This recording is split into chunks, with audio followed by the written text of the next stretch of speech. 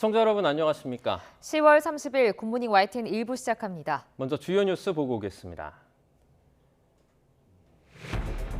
지상전을 시작한 이스라엘군이 가자지구 북부 일부 지역을 장악했습니다. 길게는 1년 정도의 장기전으로 팔레스타인 무장정파 하마스를 서서히 조이기로 했다는 분석이 나옵니다.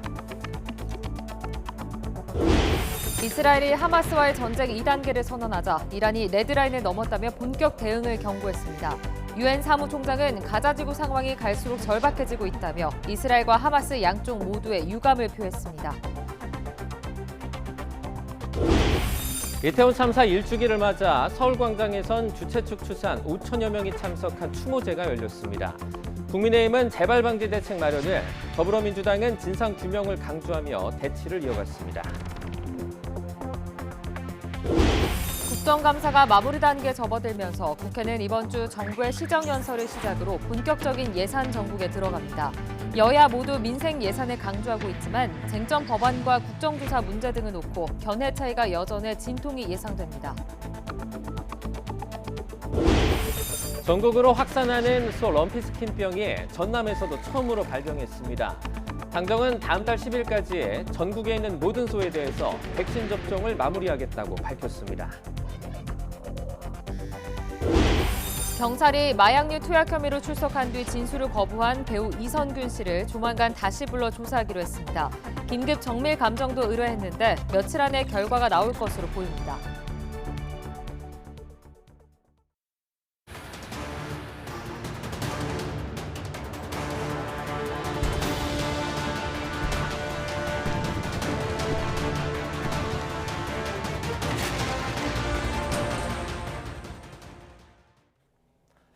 첫 소식 2.8 전쟁으로 시작합니다. 이스라엘의 베냐민 네타냐후 총리가 전쟁이 두 번째 단계에 들어갔다고 밝히면서 사실상 지상전에 들어갔다는 해석이 나오고 있습니다. 팔레스타인 사망자가 8천 명을 넘기면서 양측 희생자는 9,400여 명이 되는데요. 이스라엘이 지상전 확대를 선언하자 이란 대통령은 선을 넘었다고 경고했습니다. 김태현 기자입니다. 하마스가 통치하는 가자지구 보건부는 29일 오전까지 누적 사망자가 8천 명을 넘었다고 발표했습니다. 사망자의 절반이 어린이라는 점도 밝혔습니다. 이스라엘이 지상전 돌입을 선언한 가운데 만 하루 동안 약 300명의 사망자가 늘어났습니다. 이스라엘 사망자까지 합하면 이번 전쟁의 희생자는 최소 9,400명에 이릅니다. 이스라엘군은 계속 추가 병력을 보내며 가자지구 북부에서 밤새 하마스와 교전을 벌였습니다. 28일 하루에만 지휘소와 관측소, 발사 원점 등 하마스 목표물 450여 곳을 타격했습니다. 이란은 이스라엘에 강력히 경고했습니다. 라이시 이란 대통령은 옛 트위터 X를 통해 시오니스트 정권의 범죄가 레드라인을 넘었다며 이것이 모두를 행동하게 만들 수 있다고 강조했습니다. 이어 미국은 우리에게 아무것도 하지 말라고 하면서 그들은 이스라엘을 전방위로 지원하고 있다고 지적했습니다. 이틀 동안 먹통이랬던 가자지구 내 통신은 조금씩 복구되고 있습니다. 가자지구 주민들은 초유의 통신 두절 사태로 공포에 떨었고 병원 응급상황 대처에도 큰 차질이 빚어졌습니다. نحن في وضع كارثي لأول مرة تحصل لدينا. أنا كتجربة شخصية 25 سنة أقدم خدمة الإسعاف. لأول مرة أصل إلى هذه المرحلة. 가자지구 지상전 확대가 현실화됨에 따라 양측의 인명피해는 더욱 커질 것으로 우려됩니다. YTN 김태현입니다. 이스라엘군 IDF가 남부 국경에서 불과 수백 미터 떨어진 가자지구의 한 터널 입구에서 팔레스타인 무장정파 하마스 대원들과 교전했다고 현지 일간 타임스 오브 이스라엘이 보도했습니다. 군 라디오 방송에 따르면 IDF는 현지 시간 29일 오후 가자 지하철로 불리는 방대한 지하터널에서 나온 다수의 하마스 무장 대원들을 맞닥뜨려 총격전을 벌였습니다. 이 과정에서 IDF는 다수의 하마스 병력을 사살하고 하마스 측과 박격포를 주고받으면서 인근 네티브 하사와 지역에 공습 사이렌 경보가 울린 것으로 전해졌습니다. 조 바이든 미국 대통령이 우크라이나와 이스라엘 지원 예산을 패키지로 묶어 의회에 요청했지만 신임 하원 의장은 이스라엘 지원 예산만 별도 처리하겠다는 방침을 밝혔습니다. 마이크 존슨 새 하원 의장은 폭스뉴스에 출연해 이번 주 이스라엘을 지원하는 별도 법안을 하원에서 처리할 것이라며 우리는 이 사안이 시급하고 긴급한 요구라고 믿는다고 말했습니다. 존슨 의장은 이스라엘 지원만 담은 법안이 상하원에서 초당적 지지를 받을 것으로 본다며 더 이상 시간을 낭비해서는 안 된다고 강조했습니다.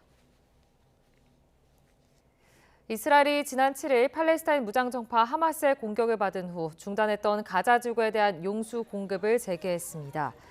이스라엘 국방부 산하 팔레스타인 민간 업무 조직인 민간협조관은 29일 성명을 통해 가자 지구로 통하는 3개의 물 수송관 중 하나를 전날 다시 열었다고 밝혔습니다. 이에 따라 이날부터 하루 2,850만 리터의 물이 하마스가 통치하는 가자 지구로 흘러들어간다고 민간협조관은 설명했습니다. 12구 이태원 참사 1주기를 맞아 유가족과 시민, 사회 각계각층이 함께하는 시민 추모 대회가 열렸습니다. 이태원 참사 유가족 협의회와 시민대책회의는 어제 오후 5시부터 서울광장에서 1주기 시민 추모 대회를 개최했습니다. 유가족들은 진상규명과 책임자 처벌을 위해 필요하다며 이태원 참사 특별조사위원회 설치 등의 내용을 담은 특별법 제정을 촉구했습니다. 또 참사를 기억하고 재발 방지책을 마련해 자신들처럼 작별 인사도 하지 못한 채 가족을 잃는 사람이 없기를 바란다고 말했습니다.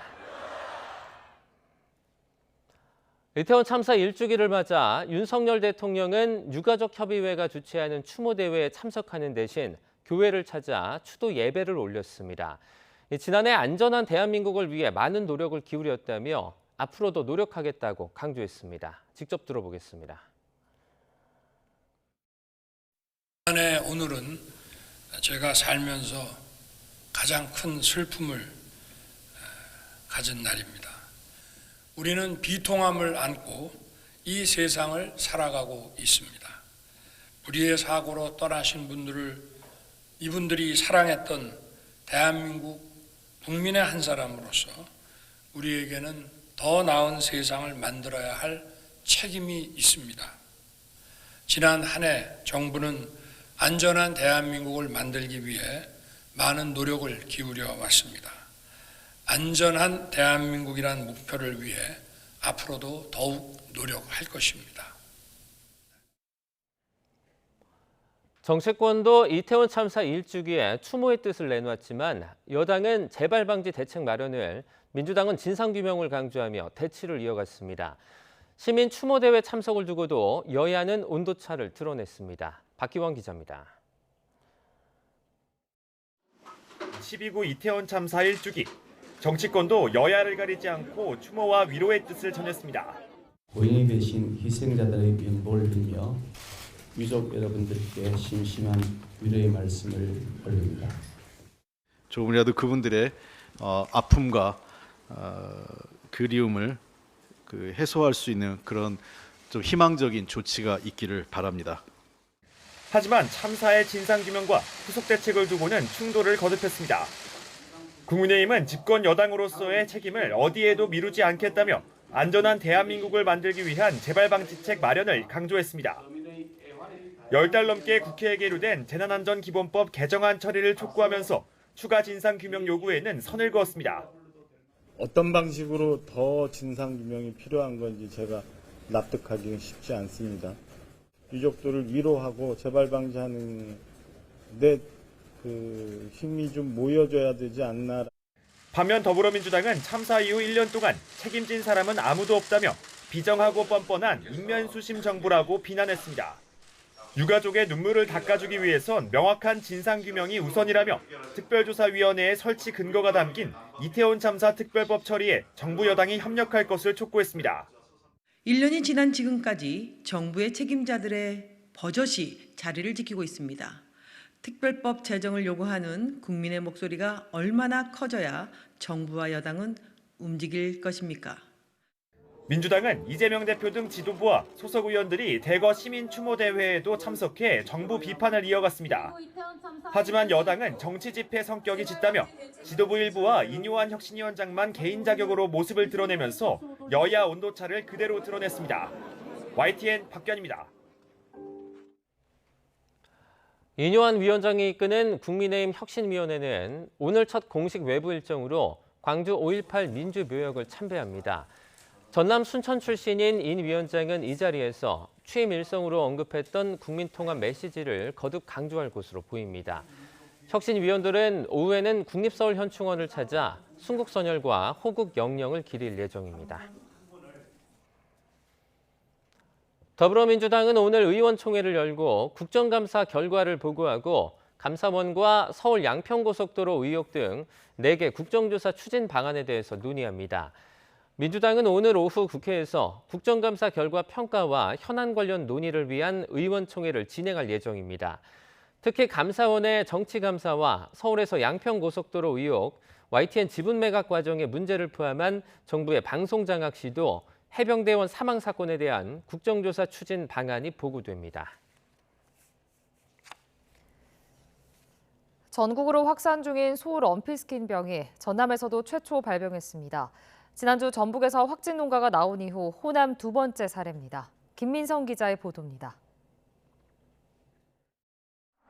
전남 무안군 한 한우 농가입니다. 한우 130여 마리를 사육 중인 이곳에서 소 한 마리가 럼피스킨병 의심 증상을 보였습니다. 콧물과 고열을 동반한 피부 혹이 발견됐는데 최종 검사에서 양성 판정을 받았습니다. 방역당국은 확진 농가에서 사육 중인 소를 모두 매몰 처분하기로 했습니다.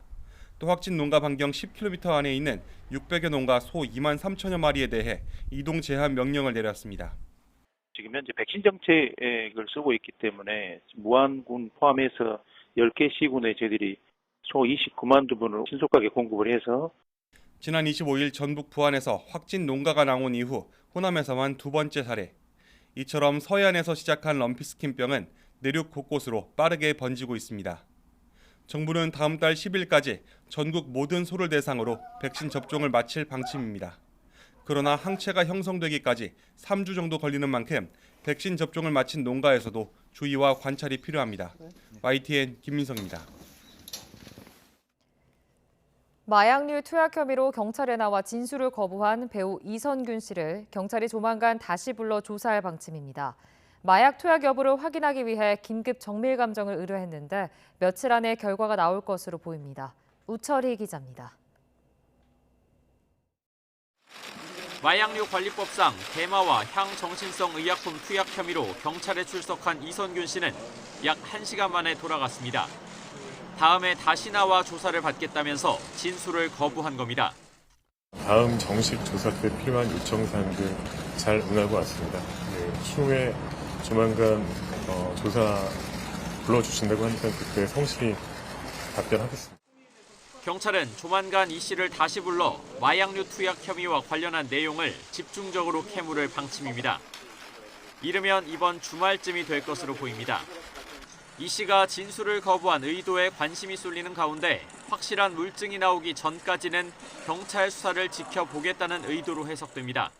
아무래도 이제 검사 결과라든지 이걸 보고 내가 어떻게 좀 방어권을 행사할지 좀 계획을 세우겠다라는 의도로 좀 읽히는 상황입니다. 경찰은 이 씨의 마약류 투약 여부를 확인하기 위해 국립과학수사연구원에 긴급 정밀감정을 의뢰했습니다. 긴급 감정이 가능한 소변 검사 결과는 빠르면 사흘 안에, 통상적인 정밀 감정이 필요한 모발 검사는 2주가량 지나면 결과가 나오는 것으로 알려졌습니다. 앞서 경찰이 실시한 이 씨에 대한 간이 시약 검사 결과는 음성으로 나왔습니다. 간이 검사는 5에서 10일 안에 투약한 마약만 반응이 나오기 때문에 정밀 감정 결과가 나와야 투약 여부와 종류가 정확하게 확인될 것으로 보입니다. 경찰은 또 이 씨 명의의 휴대전화를 압수해 통화와 대화 내역을 분석하고 소지한 마약이 있었는지도 확인하고 있습니다. 구속영장 신청 여부는 다음 조사에서 이 씨가 진술하는 내용과 국과수 정밀감정 결과 등을 종합적으로 살펴 결정하겠다는 입장입니다. 지드래곤 권지용 씨도 마약 투약 혐의를 받는 가운데 경찰은 권 씨의 소환 시점에 대해서는 보강 수사 이후 부르겠다는 원론적인 입장을 고수하고 있습니다.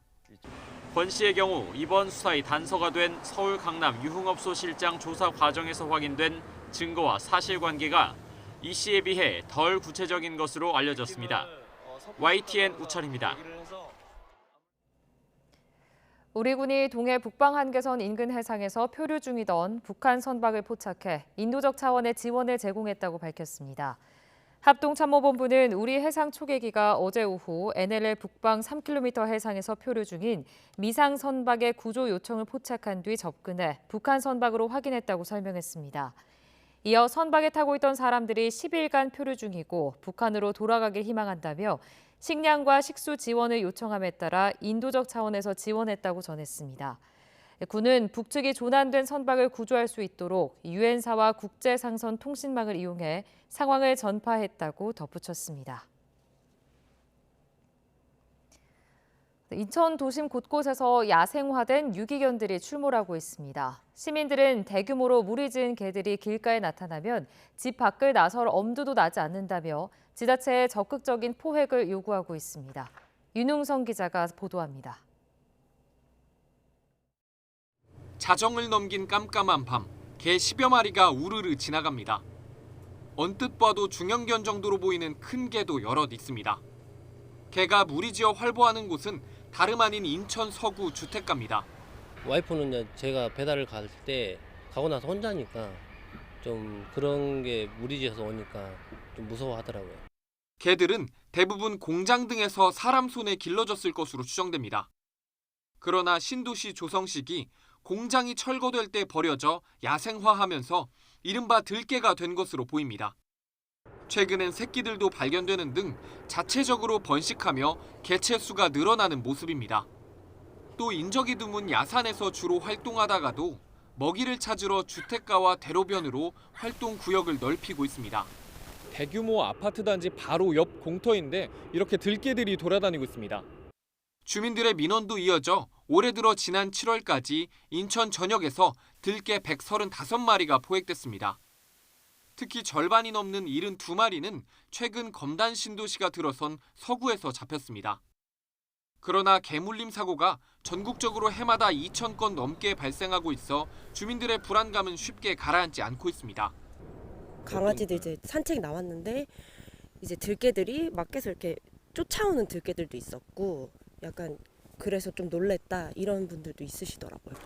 인천 서구청은 동물보호법상 유기동물을 함부로 사살할 수 없게 돼 있어서 들개도 포획 틀로 잡을 수밖에 없는 데다 계속 움직이는 개들을 붙잡는 것도 쉽지 않다는 입장입니다. 하지만 시민들의 안전을 지키려면 이미 야생화한 들개를 효과적으로 포획할 방법을 강구하고 동물 등록제를 권장해 반려견 유기부터 줄여야 한다는 목소리가 커지고 있습니다. YTN 윤웅성입니다. 최근 원유 가격이 오르면서 흰 우유뿐 아니라 유제품 값까지 덩달아 오르는 모습입니다. 보통 시장 가격은 수요와 공급에 따라서 형성되는데 원유는 소비가 줄어도 가격이 상승했습니다. 이유가 뭔지 최기성 기자가 취재했습니다. 시중에 판매 중인 우유입니다. 국산 우유는 1리터에 3,000원 정도이지만 독일이나 폴란드산 멸균 우유는 2,000원 정도면 살 수 있습니다. 소비가 줄면 가격을 내리는 다른 상품과 달리 원유는 해마다 낙농가와 유업계가 협상을 거쳐 가격을 정합니다.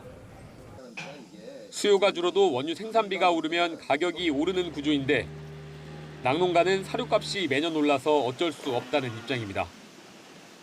올해도 낙농진흥회는 음용유용 원유 가격을 지난해보다 리터당 88원 올린 1,084원으로 결정했습니다.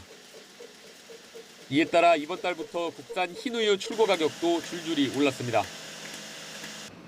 하지만 지난 2001년 36.5kg이었던 국내 1인당 연간 흰우유 소비량은 지난해에는 26.2kg으로 크게 줄었습니다.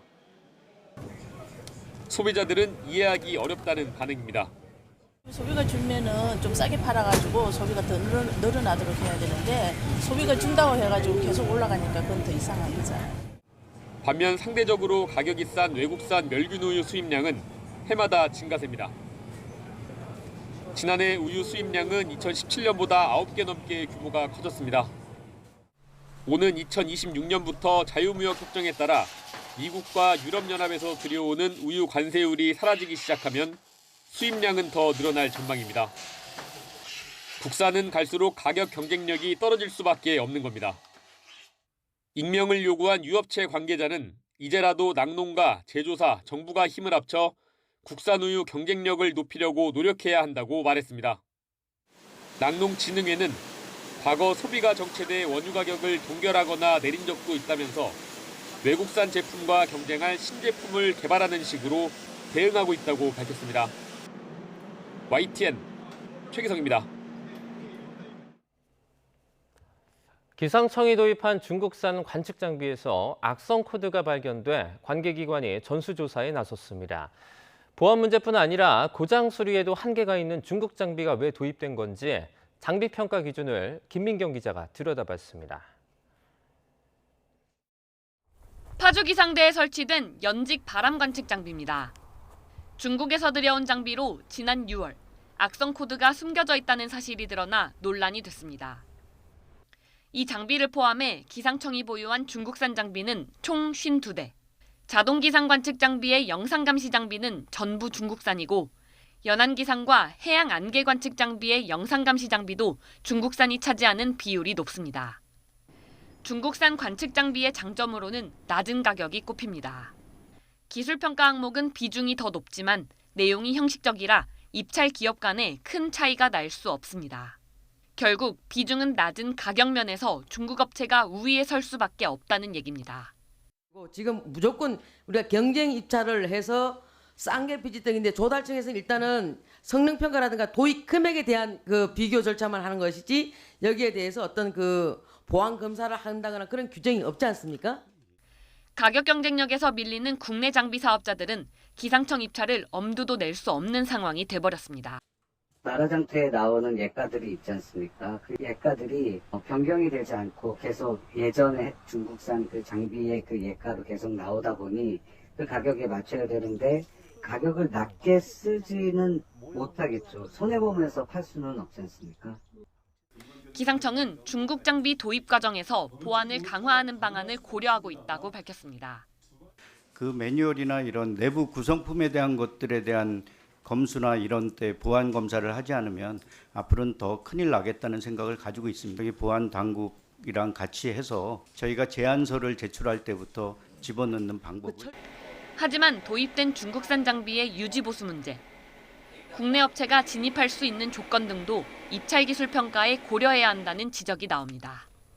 저가를 무기로 중국산 장비가 국내 기상 장비 시장을 석권하면서 우리 기업의 설 자리는 없어졌습니다. 하지만 중국산 장비에 숨어있던 악성 코드의 존재가 드러난 이상 이를 원천적으로 차단하고 국내 장비 생태계가 다시 형성될 수 있도록 기술평가 항목의 재정비가 시급합니다. YTN 김민경입니다. 미국 플로리다주에서 현지 시간 29일 새벽 헬로윈 축제 도중 총격 사건이 발생해 최소 2명이 숨졌다고 AP통신이 보도했습니다. 보도에 따르면 이날 새벽 3시쯤 플로리다주 템파의 술집과 클럽 일대에서 두 무리 간 다툼으로 총격이 발생해 최소 2명이 숨지고 18명이 다쳤습니다. 사망자가 문제의 무리에 포함됐는지 또는 행인이었는지 등은 아직 확인되지 않고 있습니다. 온라인에 올라온 영상에서는 당시 헬로윈 의상을 입은 행인들이 길거리에서 술을 마시며 걷고 있다가 총성이 들리자 아비규환 속에 몰려가는 모습이 담겼습니다. 사건 현장에는 수백 명이 모여 있었던 것으로 AP통신은 전했습니다. 경찰은 총격범이 최소 2명인 것으로 보고 있으며 용의자 중 1명은 경찰에 자수했습니다. 중국에서는 심장마비로 급사한 리커창 전 총리에 대한 추모 열기 속에 음모론도 나돌고 있습니다. 리커창 사망이 포털 실시간 검색어에서 사라지고 시진핑 주석 관련 내용이 갑자기 맨 위에 오르기도 했습니다. 베이징 강정규 특파원이 보도합니다.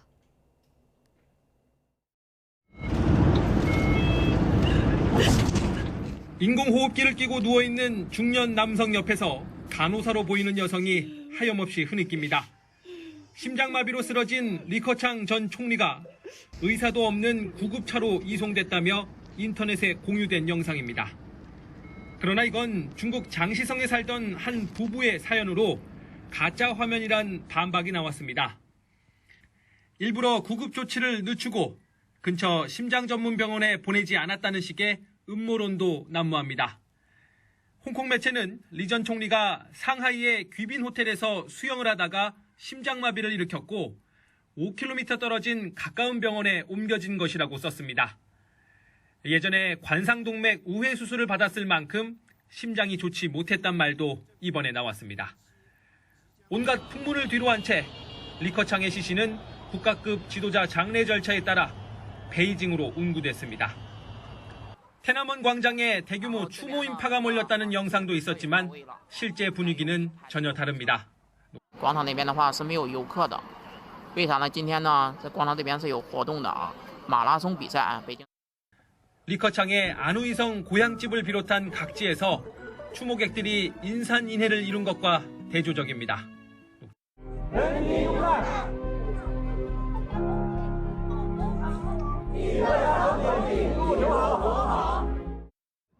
예상을 뛰어넘는 추모 열기에 베이징 대학가에 집회 금지령이 내려졌다는 보도도 나왔습니다. 리커창 사망은 포털 검색어 순위에서 사라졌고 대신 시진핑의 농업정책 관련 내용이 갑자기 치고 올라오기도 했습니다. 개혁 성향의 한 지방신문은 일면에 리커창 사망 소식과 함께 거대한 고목 그림을 실었습니다. 1989년 테나먼 사태를 촉발했던 후야오방 추모곡 커다란 나무를 연상케 하는 편집이어서 또 다른 논란을 예고하고 있습니다. 베이징에서 YTN 강정규입니다. 프로축구 울산이 조기 우승을 확정하며 창단 첫 2연패를 달성했습니다. 통산 4번째 정상에 올랐습니다. 서봉국 기자입니다. 전반을 팽팽히 맞서며 득점 없이 끝낸 울산. 결승골은 후반 23분에 나왔습니다. 교체로 들어간 김민혁이 헤딩으로 대구 골망을 열었습니다. 후반 막판 추가골도 벤치 멤버의 몫이었습니다. 44분 장시영이 쐐기를 박았습니다. 창단 첫 단일 시즌 30만 홈 관중을 자축한 축포이면서 3게임을 남기고 2위 포항과 승점 10점 차가 되는 순간 지난해 17년 만에 우승 감격의 2연패, 통산 4번째 정상을 밟았습니다. 저는 항상 그 조력자 역할을 하는 입장이기 때문에 물론 우승을 해서 굉장히 기쁜 마음도 있지만은 이 우승을 전 우리 선수들과 팬들 여러분들께 드리고 싶습니다. 수원은 대전과 2골씩을 주고받으며 비겼고 서울은 7골 난타전 속에 수원FC를 꺾었습니다. YTN 서봉국입니다.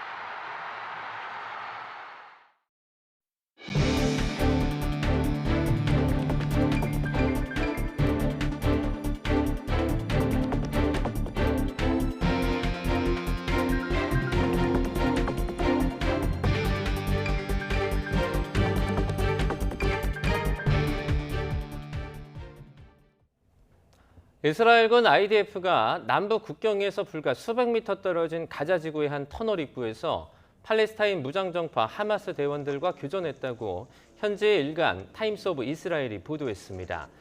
군 라디오 방송에 따르면 IDF는 현지 시간 29일 오후 가자 지하철로 불리는 방대한 지하 터널에서 나온 다수의 하마스 무장 대원들을 맞닥뜨려 총격전을 벌였습니다. 이 과정에서 IDF는 다수의 하마스 병력을 사살하고 하마스 측과 박격포를 주고받으면서 인근 네티브 하사라 지역에 공습 사이렌 경보가 울린 것으로 전해졌습니다. 이스라엘이 팔레스타인 무장 세력 하마스에 맞서 가자 지구에 대한 공격을 강화하면서 세계 곳곳에서는 휴전을 촉구하는 목소리가 확산하고 있습니다. 시위대는 평화적 해법을 모색해야 한다며 팔레스타인에 대한 연대와 지지를 나타냈습니다. 조수연 기자입니다. 시민 수만 명이 영국 런던 도심 거리를 가득 메웠습니다. 가자 지구에 대한 휴전을 촉구하고 팔레스타인의 연대를 표하기 위해서입니다. Yes, it was a crime by Hamas, but at the same time, what the Israelis are doing, this is genocide. And we need to find a peaceful way forward. Muslims can be a peaceful nation throughout globally. 시위대의 함성은 유럽 각국과 중동, 동남아 곳곳에 울려 퍼졌습니다. 어린이 등 무고한 민간인의 희생을 막아야 한다며 즉각적인 전쟁 중단을 요구했습니다. Qui a protestare contro il genocidio che sta accadendo a Gaza, in Palestina da tanti anni. 에르도안 튀르키예 대통령은 직접 시위에 참석해 이스라엘과 이스라엘에 힘을 실어준 서방국 정부들을 비판했고 Gazze'deki katliamın da en büyük sorumlusu işte bu batıdır. UN 등 국제사회의 중재가 시급하다는 목소리도 잇따랐습니다. ناشد الأمم المتحدة ناشد جميع الدول العربية والمراجع الإسلامية بالتدخل في إنقاذ الشعب المظلوم في غزة. 앞서 안토니우 구테르스 UN 사무총장이 즉각적인 인도적 휴전을 촉구한 가운데 추가 확전을 막기 위한 평화적 해법을 찾을 수 있을지 미지수입니다. YTN 조수연입니다. 이태원 참사 1주기를 맞아 사고 현장에는 온종일 전국에서 희생자들을 추모하기 위해 모인 시민들의 행렬이 이어졌습니다. 서울 광장에서는 주최 측 추산 5천 명이 넘는 시민들과 여야 정당, 시민단체 등이 참여한 가운데 1주기 추모제가 열렸습니다. 윤웅성 기자입니다. 1년 전 159명의 희생자가 발생한 이태원역 1번 출구 앞 골목. 작은 포스트잇에 추모 메시지를 적기 위한 시민들의 행렬이 끊이질 않습니다. 희생자들을 위로하기 위해 시민들이 자발적으로 가져다 둔 과자와 음료, 꽃도 수북이 쌓였습니다. 그러니까 1년 되도록 마음만 가지고 있다가 너무 미안한 마음이 들어가지고 오늘 찾아와서 추모를 하려고 왔습니다. 희생자들의 넋을 위로하기 위해 종교계도 뜻을 모았습니다. 국내 4대 종교는 이태원 참사 1주기 합동 기도회를 열고 각자의 방식으로 애도를 기원했습니다. 유족과 시민들은 기도회를 마친 뒤 용산 대통령실 앞과 삼각지역을 거쳐 서울광장까지 행진을 이어갔습니다. 서울광장에서 열린 이태원 참사 추모제에는 주최 측 추산 5천 명 넘는 시민들이 모여 빼곡히 자리를 채웠습니다. 기억, 추모, 진실을 향한 다짐이라는 제목으로 열린 추모제에는 참사의 진상 규명과 책임자 처벌 등 사고 재발을 막기 위한 요구가 이어졌습니다. 이제 우리에겐 특별법만이 가장 중요한 과제입니다. 특별법은 이태원 참사의 원인과 재발 방지를 논할 수 있는 가장 중요한 법입니다. 2시간에 걸친 행사에선 추모 공연이 진행됐고 세월호 등 참사 유족들의 추도사도 이어졌습니다. 추모제는 유족들이 직접 희생자들에게 적은 편지를 낭독하고 사랑하는 동생아, 그 이후로 벌써 1년이 지났네. 나는 그리고 우리 엄마 아빠는 악착같이 버텼어. 너는 얼마나 살고 싶었을까를 떠올리며 의미 있게 하루하루를 살아보려고 애썼단다. 159명의 희생자 이름을 하나하나 부르는 것으로 막을 내렸습니다. 강가희님 기억하겠습니다. 강은경님 기억하겠습니다. 여야 국회의원들과 여러 시민단체, 이태원 참사로 자국민이 숨진 해외 사절들이 추모제에 참석한 가운데 윤석열 대통령도 유족들의 초청을 받았지만 정치 집회가 될 수 있다며 자리하지 않았습니다. YTN 윤웅성입니다. 국민의힘은 이태원 참사 1주기를 맞아 집권 여당의 책임을 어디에도 미루지 않겠다며 다시는 이런 일이 발생하지 않도록 지지부진한 안전 관련 입법에 당력을 집중하겠다고 밝혔습니다. 박정화 수석 대변인은 논평에서 희생자와 유가족 모두에게 깊은 애도와 위로를 드린다며 이같이 강조했습니다. 그러면서 유감스럽게도 지난해 12월에 제출한 재난안전법 개정안은 지난달에야 상임위를 통과했고 다른 안전 관련 법안도 발이 묶인 부끄러운 현실에 이 여당이 먼저 반성하겠다고 밝혔습니다. 더불어민주당 이재명 대표는 이태원 참사 특별법의 신속한 통과로 진실을 밝히고 책임을 물어 다시는 이런 일이 재발하지 않도록 하겠다고 말했습니다. 이 대표는 어제 오후 서울 광장에서 열린 이태원 참사 1주기 시민 추모 대회에서 국가의 무능과 무책임으로 국민의 생명이 헛되이 희생되지 않도록 민주당이 앞장서겠다며 이같이 밝혔습니다.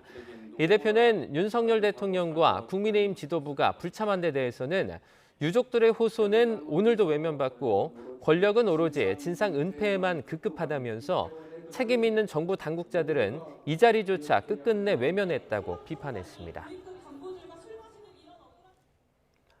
국정감사가 마무리 단계에 접어들면서 국회는 이번 주 정부 시정연설을 시작으로 본격적인 예산 전국에 들어갑니다.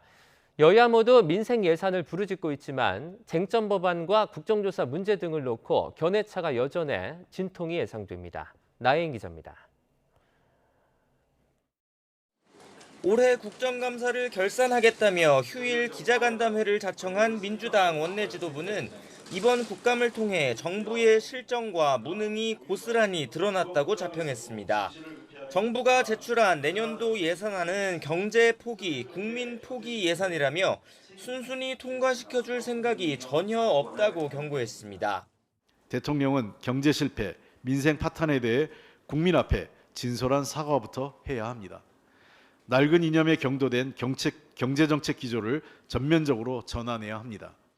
양평고속도로 특혜 의혹이나 방송장악 논란 등 국감 과정에서 더 커진 국민적 의혹은 국정조사로 밝히겠다며 1특검 4국조 추진 의지를 굽히지 않았습니다. 대통령 처가 특혜 의혹에 더해서 남한강 휴게소 운영권이 헐값으로 매각된 의혹을 제기했습니다. 최근에 문제 제기되고 있는 YTN 지분 매각을 포함해서 전체적인 진상규명을 위한 국정조사를 국민의힘은 정부 예산안에서 대폭 삭감된 연구개발 분야나 꼭 필요한 민생 예산의 경우 얼마든지 심사 과정에서 늘릴 수 있다는 뜻을 내비쳤습니다. 이는 보궐선거 패배 이후 당정 관계를 주도하겠다는 지도부의 의지와도 맞닿아 있습니다. 예산안에 반영된 대책 외에 소상공인들의 어려움을 들어주기 위한 특별한 추가 지원책이 나와야 된다고 생각합니다. 필요하다면 법을 고쳐서라도. 다만 민주당이 요구하는 국정조사나 강행 처리를 예고한 노란봉투법, 방송법 등 쟁점 법안 입법은 결코 양보할 수 없다는 입장입니다. 다수당의 독단적인 입법 강행으로 다시 의회 민주주의가 실종된다면 국민들의 정치에 대한 불신만 더욱 키울 뿐입니다. 이 밖에 연말까지 이어질 예산 정국 곳곳엔 신속 처리 안건으로 지정된 50억 클럽과 김건희 여사 주가 조작 의혹 특검법 표결처럼 전국을 단숨에 열릴 뇌관이 도사리고 있습니다. 정부의 예산안 시정연설을 앞두고 정쟁을 자제하자며 여야가 맺은 신사협정이 계속 이어질 수 있을지 주목됩니다. YTN 나인입니다. 10월 30일 월요일 미리 보는 오늘입니다. 윤석열 대통령이 오늘 용산 대통령실에서 국무회의를 주재하고 사우디아라비아 카타르 순방에서의 성과를 직접 설명하고 경제 협력을 구체적 성과로 만들 후속 조치를 당부할 것으로 보입니다. 이와 함께 윤 대통령은 국민을 위한 민생 경제 살리기를 강조하면서 관련 행보를 이어가겠다는 방침을 언급할 것으로 예상됩니다. 한국토지주택공사 LH가 오늘부터 공공전세주택 1073호에 대한 청약 접수를 실시합니다. 공공전세주택은 신축주택과 아파트를 LH가 매입해 시세보다 저렴한 조건으로 임대하는 주택으로 모집 공고일 기준 무주택 세대 구성원이면 별도의 소득 자산 기준 없이 누구나 신청할 수 있습니다. 서울시교육청은 교원의 학생생활지도 고시에 구체적인 실행 방안을 담은 해설서를 만들어 배포한다고 밝혔습니다. 학생생활지도 고시 해설서는 초중고 교원과 변호사 등 교육 전문가로 구성된 TF팀이 생활지도 고시와 다른 시도 학생 생활 규정을 분석해 만든 것으로 오늘부터 서울시 전체 학교에 보급됩니다. 프로야구 정규 시즌 2위 KT와 4위 NC가 오늘부터 오전 3승제 플레이오프에서 맞붙습니다. 두 팀의 승자가 정규리그 우승팀 LG와 한국 시리즈에서 맞붙는 가운데 KT는 중심타자 강백호의 부상 결장이 변수입니다. 지금까지 미리 보는 오늘이었습니다.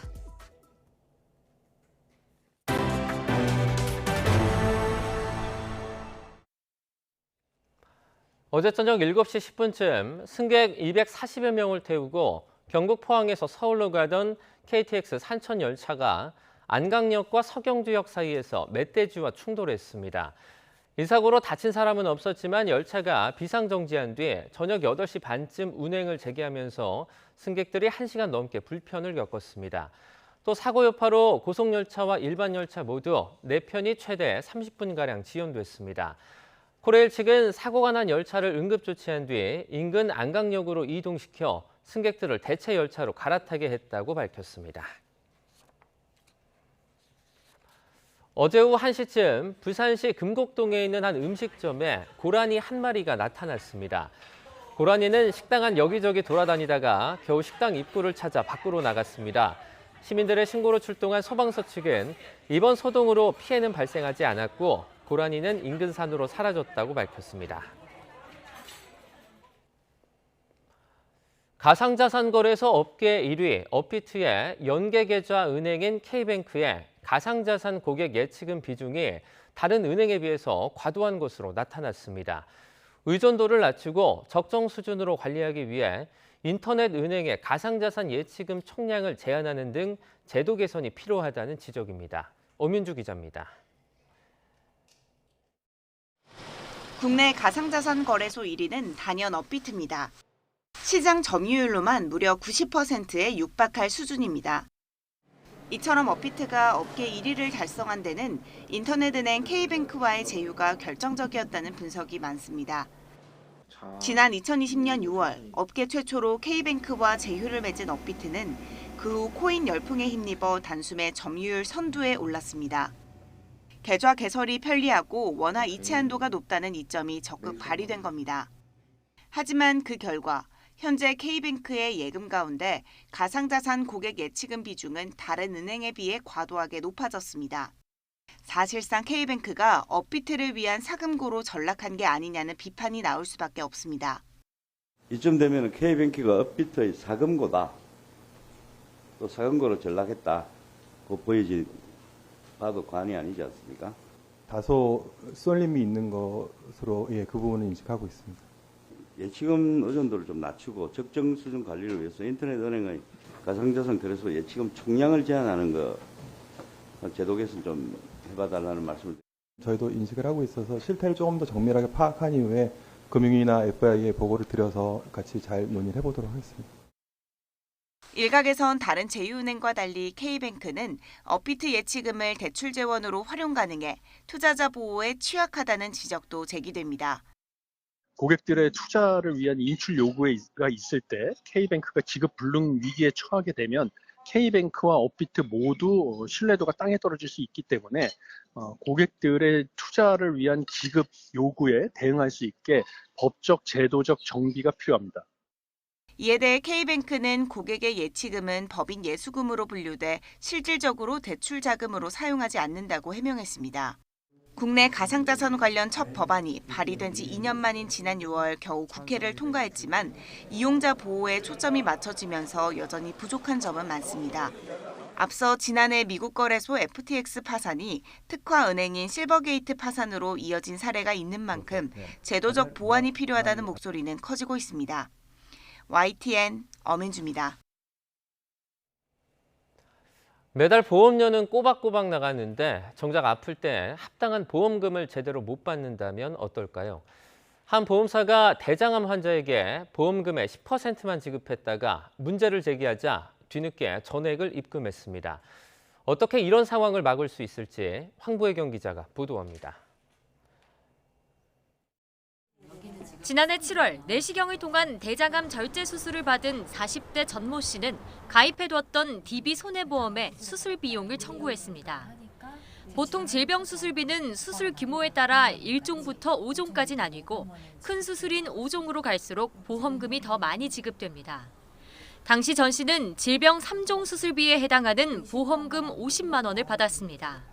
보험금을 이렇게 받았는데 이 금액이 맞는 건가요? 여쭤봤는데 설계사님이 확인을 해보시더니 수술비 부분에서 잘못 나온 것 같다고. 알고 보니 대장암 절제 수술은 5종 수술비에 해당해 500만 원을 받아야 했습니다. 보험사에 따져봤지만 내시경 수술은 3종이 맞아 제대로 지급했다는 답변이 돌아왔습니다. 저도 지금 암만 지금 진행하고 있는 담당자인데 이런 관련해서 5종으로 지급한 적은 단 한 번도 없어요. 다시 문제를 제기하자 보험사 측은 복강경 수술은 5종인데 착오가 있었다며 나머지 450만 원을 추가로 입금했습니다. 막상 받으니까 기분이 사기 맞은 기분이었어요. 모르고 청구하지 않았으면 절대 받을 수도 알 수도 없는 금액이고. DB손해보험의 보험금 미지급 사례는 이번이 처음이 아닙니다. 금융감독원 조사 결과 DB손해보험은 지난 2019년부터 2년여 동안 보험계약 26건에서 보험금 2억 6천만 원을 지급하지 않아 과징금 1,400만 원이 부과됐습니다. 메리츠화재 역시 지난 2019년 7월부터 재작년 말까지 보험계약 14건에서 약관이 정한 금액보다 보험금을 4천만 원이나 안 준 사실이 함께 적발됐습니다. 그러나 보험 전문가들은 자신이 보험금을 덜 받았다는 사실을 모르는 경우가 훨씬 많을 것이라고 지적합니다. 제대로 지급이 됐는지 아니면 지급되지 않았는지에 대해서 일반 계약자들이 사실은 알기는 좀 어렵습니다. 유감스러운 거는 설계사들조차도 이게 제대로 지급됐는지 안 됐는지 그 부분에 대해서 모르시는 분들이 많이 있어요. 피보험자 스스로 자신이 가입한 보험 약관을 꼼꼼히 확인한 뒤 보험사에 청구하는 것이 중요합니다. 또 보험 종사자들의 정기적인 교육을 통해 전문성을 더욱 키워야 한다는 목소리도 나옵니다. YTN 황보혜경입니다. 라흐마니노프와 어린 왕자 등 대학로 창작 뮤지컬들이 최근 타이완 무대에서 러브콜을 받고 있습니다. 타이완 관객의 마음을 움직이는 경쟁력은 무엇일까요? 홍상희 기자입니다.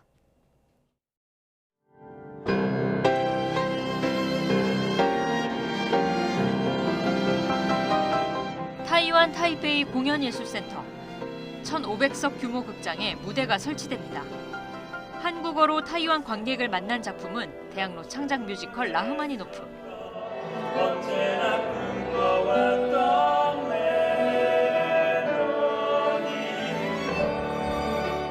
올해 탄생 150주년을 맞은 라흐마니노프의 인생과 슬럼프를 극복한 이야기를 1번 교향곡 등 17개 넘버에 담았습니다. 열흘 동안 공연장을 가득 메운 타이완 관객들은 한국 창작 뮤지컬의 작품성에 찬사를 보냈습니다.